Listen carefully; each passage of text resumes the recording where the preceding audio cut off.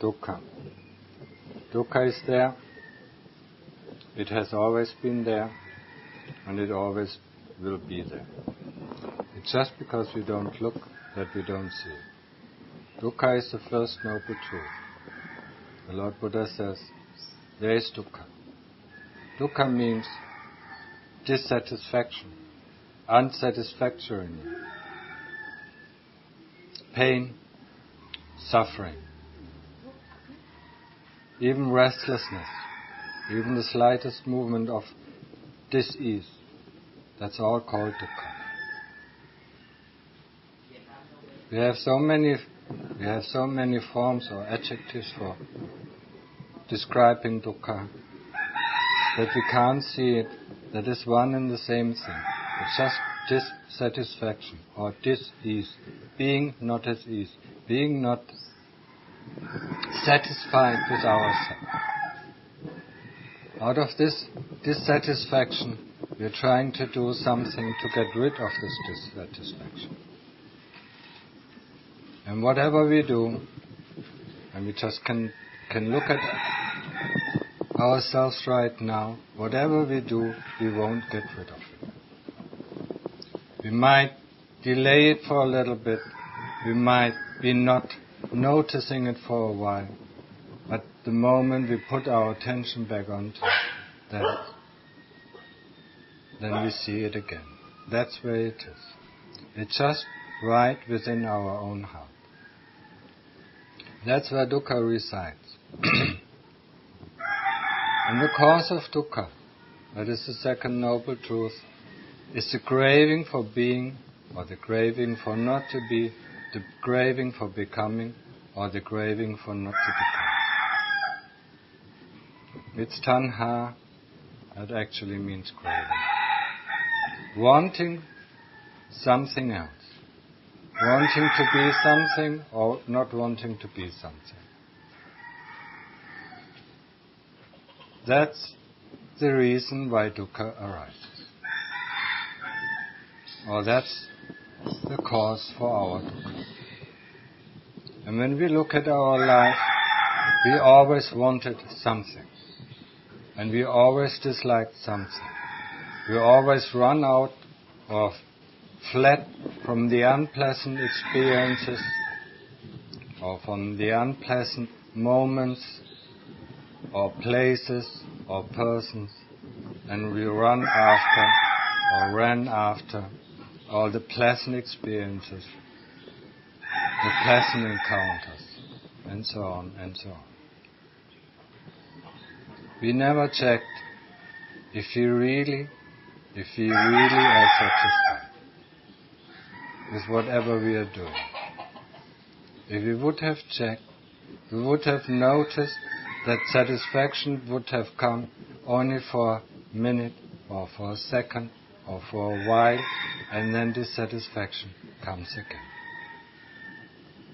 Dissatisfaction automatically comes because we feel incomplete. We feel separated from the rest of the world. We feel separated even from our family, from our parents, from our brothers and sisters. We feel separated from the people we are around. We are separated even from our best friends, from our partners. Because we see ourselves as something different than they are, or something different than what is. And we constantly try to remedy this. So we try to find the perfect partner, or we try to find the perfect friendship, or the perfect work, or this, or that, or that. And it never works out.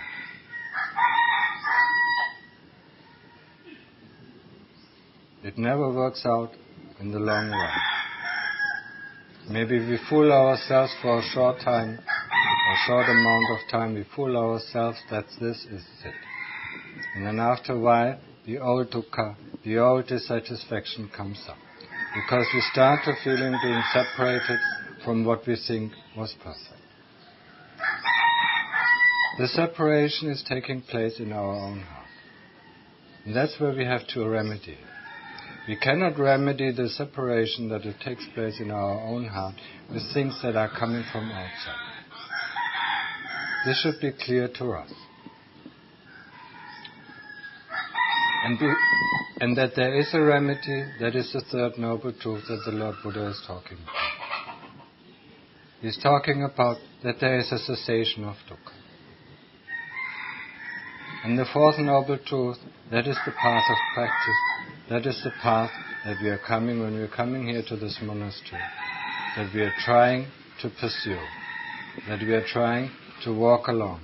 That we are trying to go to the end, depending on each person. Whatever it's up to. Whatever it tries to choose its goal. The path of practice is a path of sila, samadhi, and panya. Sila being the 5 precepts. While we're here in the monastery, these are the 5 precepts. Not to harm any living being. Not to take what is not given. Not to lie or use harsh speech. No sexual misconduct.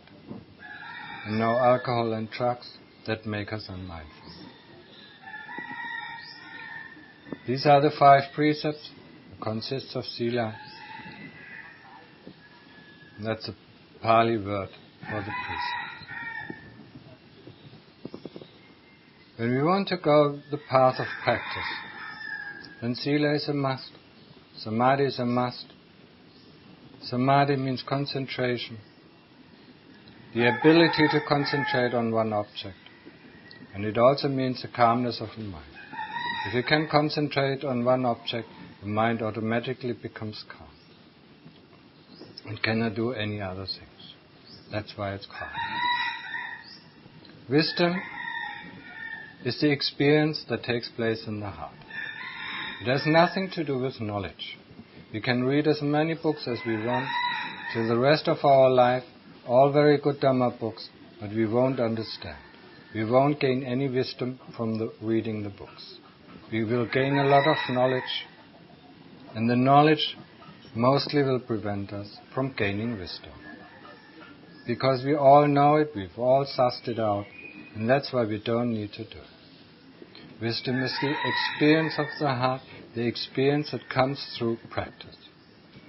The experience that is also called insight, seeing inside our true nature.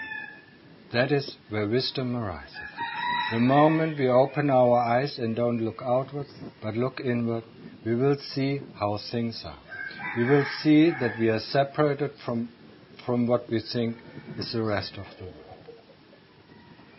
Because we think we are here and they are there.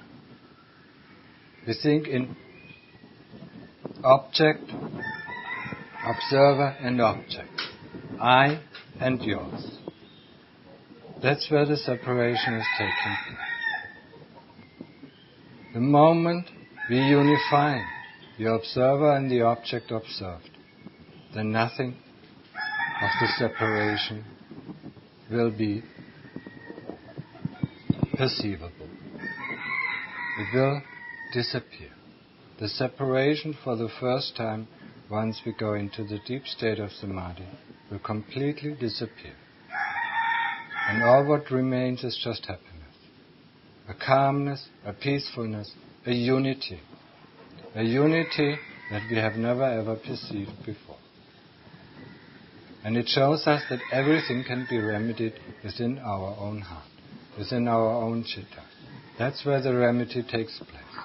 So we don't need the outside things to remedy. We don't need the medicines or the senses that are from outside to overcome the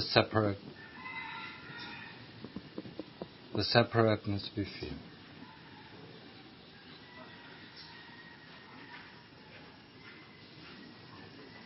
And the heart is the only thing, or the citta is the only thing that can understand. The citta needs to be experienced. The citta needs to do all the experiences. It needs to do the practice to understand itself. At the moment when we start practice, the citta is inexperienced. Our heart is inexperienced. We really don't know what is going on. So the path of the practice of samadhi, that shows us there is some unity, gives some experience to the heart, gives some wisdom to the heart. That's where wisdom arises.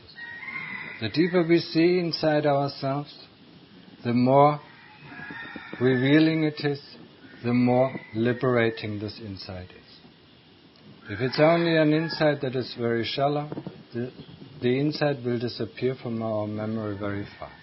If the insight is deep, it's so deep, then we might not even forget it for the rest of our lives. We have seen something that we cannot explain. We have seen something that we cannot put in words, or that is very difficult to put in words, but we know we have experienced. And this kind of experience, this is called wisdom. The experienced heart is the wise heart, is the wise person, who acts according to its heart, who acts according to the citta. What the citta really needs, not what we think we need. In the path of practice, if you follow it doing our samadhi practice, and if you do the investigation, then we will certainly, day by day, week by week, month by month, year by year, increase the depth of wisdom that will be stored in our heart. This wisdom nobody can take away from us. Everything else in this world, people can take away from us. Whatever we achieve in the world, people can take away from us. They can take away our money, they can take away our partner, they can take away our life, they can take away our fame, everything they can take away.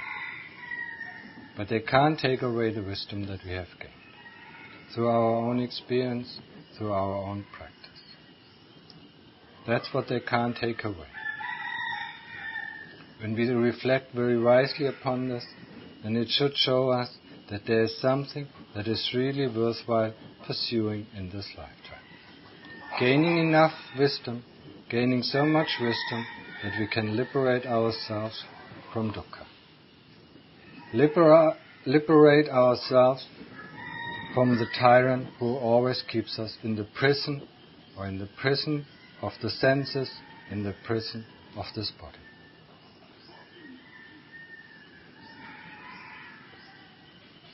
So dukkha is one thing that we should look carefully at. We experience it all the time. There's always something dissatisfactory. So we shall call it, there is dukkha. See, there is dukkha. See, there is dukkha. When it's too hot, when we feel uncomfortable, there is dukkha. See, there is dukkha. When it's too cold, or when we are hungry, when we are thirsty, when we are tired, and so on. It's all unpleasant feelings. It's all dukkha. It constantly pervades us. It constantly confronts us. But most of our life, we haven't even looked at it. We've took it for granted, and we only looked for the good things, for the nice experience, for the pleasant experience, for the beautiful experience. We always run after, and once we run after that, we forget all the unpleasant things. Because all what is in our mind is the pleasantness that we will gain when we reach this or reach that. And we forget all the unpleasantness, or the dis-ease, or the discomfort. We don't see, or we cannot see it, that this is the power of the tyrant. The tyrant is called avijja, and its arms are called the kilesas, the fangs of avijja. These kilesas are constantly fooling ourselves into believing this is worthwhile, that is worthwhile, this is not worthwhile, this is not worthwhile. So once we have to understand, once we go into path of practice, we have to understand that we actually have to put ourselves down to a practice that is written out pretty much strict, where we have to follow certain rules. We have to follow the rule to bring our mind calm. And once we bring our mind calm and concentrated, then peacefulness and happiness will arise. If you do not follow this precept, or if you do not follow this kind of then the mind will never get calm. The mind will never get peaceful and happy.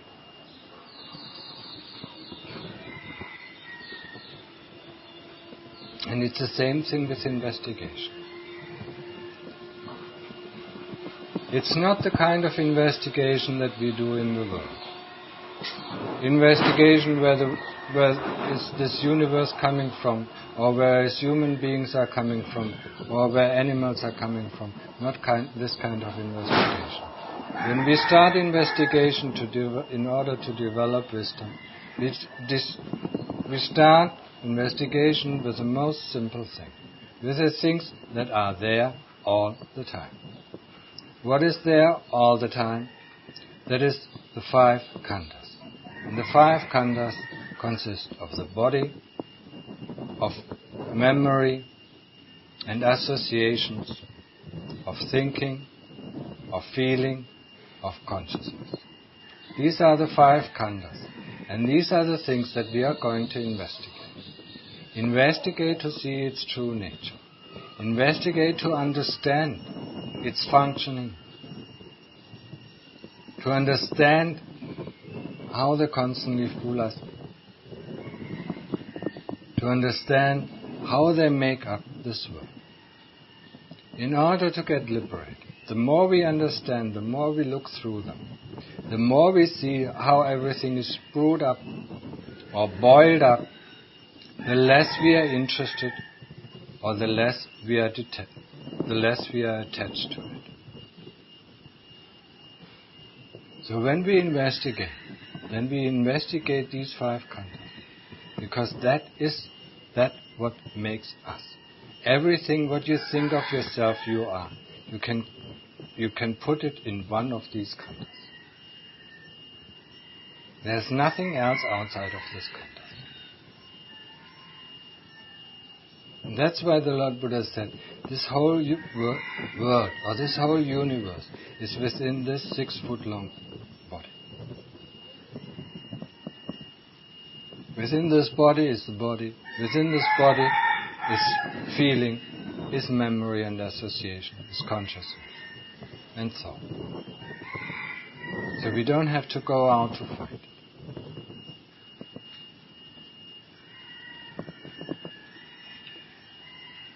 We can use the 3 principles that pervade the universe.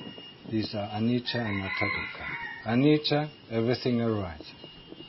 Everything arises has to cease. So impermanence. The ever-changing nature of the universe. The ever-changing nature of everything. Whatever changes. Feeling changes. The 5 khandhas constantly change. The body changes from birth to death. Like the flower changes until it dies, it flowers up and it dies. Everything. There's nothing that we can see where we can put our eyes on, or where we can put our ears on, that exists all the time. That has never been arisen and that never will cease. The only quality that has never been arisen and that will never cease is our own citta. And the citta, you can call it as the knowing faculty that knows everything that is going on. It knows that the body is coming in play It knows that a feeling is coming in play. It knows that a memory is coming in play. It knows that a thought has arisen, or consciousness has arisen. This knowing faculty, it has never arisen and it will never die. It's the everlasting, you can call it the everlasting tourist. Going from one place to the other, going from one realm to the other. That is the thing that is being born and reborn and reborn and reborn again. Until the very end. If you don't find a way out of birth and death, if you don't find the way out of the endless cycle of rebirth, then we will just visit one world after the other. If you like it or not, that doesn't matter. That doesn't count. The only thing that counts to understand why it's going from one place to the other. What is the reason for it to go from one place to the other? What is the reason for why we want to become this or why we want to become that? Why we don't want to become this or why we don't want to become that? If you understand it, how the things are building up, if we understand how Sankhara are the phenomena in this context, how they are all boiled up and make everything that we see, make everything that we experience. And because of its complexity, we will not understand it if we just look at it for once. We have to understand it, we have to look at the body for so many times, for 100 times, for 1,000 times, for 1,000,000 times, maybe for 10 million times, until we understand the true nature of the body.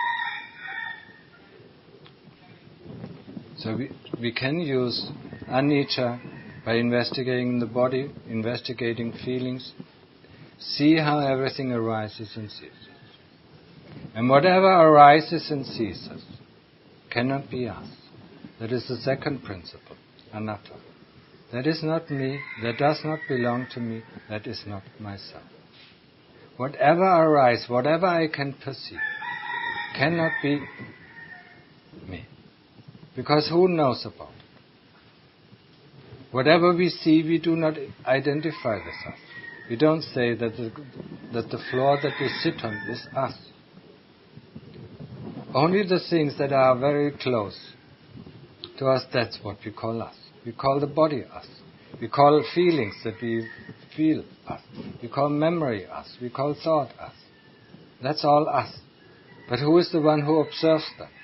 Is this a foreign entity? If it would be a foreign entity, how would we know? It is the very essence of us. It's the very essence of this chitta. This knowing faculty, what is going on? So we have to return to this knowing faculty. And from the perspective of this knowing faculty, you can also call it observer, it doesn't matter how you call it. From the perspective of this knowing faculty, observe how the things arise and cease. Observe how the things are not self. They have their own momentum. They have their own laws, how they arise and cease, how they build up and they just disappear. And about the third principle I was talking in the beginning, that is called Dukkha. How all these things that arise and cease are dissatisfactory in themselves. There is no lasting satisfaction. We have to make, in the beginning of the training, we have to make that clear. Very clear to us, all the time. There is no lasting satisfaction in the outside things. There is no lasting satisfaction in the sense fields. They arise and cease. Now it's hearing, now it's seeing, now it's smelling, now it's tasting, now it's touching, now it's thinking. We constantly interchange. One time it's thinking, one time it's smelling, one time it's seeing, one time it's hearing. Whatever. See the fleeting nature of these things. Use these three characteristics, anicca, anatta, dukkha, to constantly remind yourself that these things that you just perceive, are not me, are not myself, do not belong to us. Retract to the knowing faculty and view it from its perspective. It's just like viewing it from the perspective of a person who goes to a movie. The person who goes to a movie and sees a movie knows that it is not the movie itself. It's not the characters in the movie. It has nothing to do with the movie. It has nothing to do with the storyline. It just observes it. So it is emotionally involved because it is attached to this person or that person or this deed or that deed. So it cries and it laughs and so on. But actually, when that person reflects very carefully, and if we could reflect very carefully, all what we see is a movie. And that's all what is happening. And the movie is going on. Once this movie finished, the movie of this life finished, the next movie goes on. It's an endless cycle. So if you don't find the way out, or if we love to be fooled by these things, and don't want to find the way out because we still think the world can give us so much. That is up to everybody else's decision. If you want to stay in the world, just go ahead and find the happiness. But the reason why you're here shows that there is something that is lacking. That you're looking for something. That you're looking for something that is more lasting.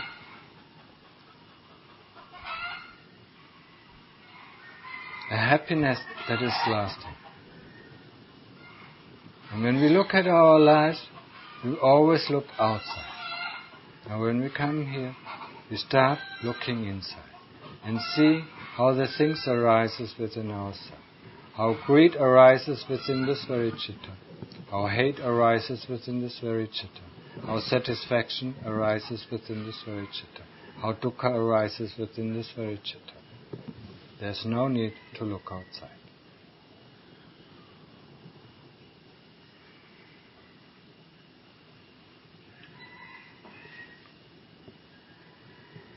So the path to liberation is the path of Sila, Samadhi and Panya. Sila, the 5 precepts, we just keep. We are not going to allow ourselves to go against the 5 precepts, no matter what, even if you're going to die. The second is Samadhi, is concentration, to be able to concentrate on one point. Just one point or one object, until the mind gets one pointedness. And with concentration, we automatically comes mindfulness, or with mindfulness automatically comes concentration. And with concentration, automatically the mind gets calm.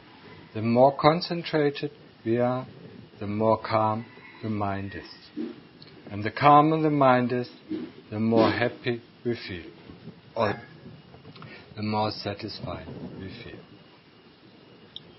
Once we develop the ability to get the mind calm, we use that focused mind to investigate the 5 khandhas. And in the beginning, the only khandha we investigate is the khandha of the body. It's the grossest thing, it's the most obvious thing, and it's the thing that we are most attached to. And with the body comes, of course, bodily feeling. So these 2 things are the things that we investigate. We investigate from day in to day out until we understand its true nature.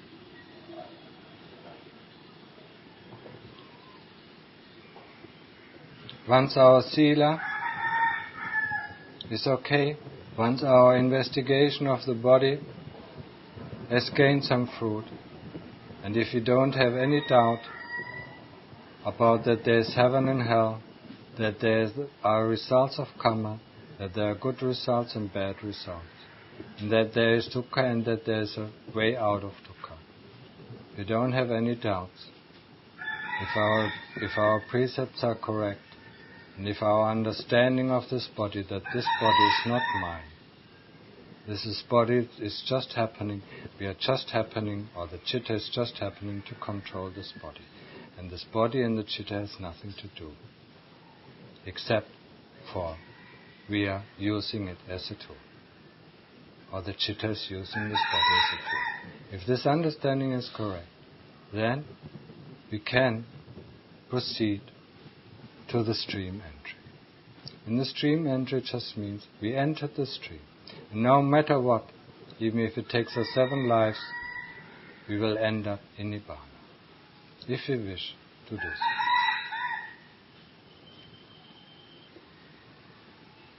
so. So, and with this, I end the talk.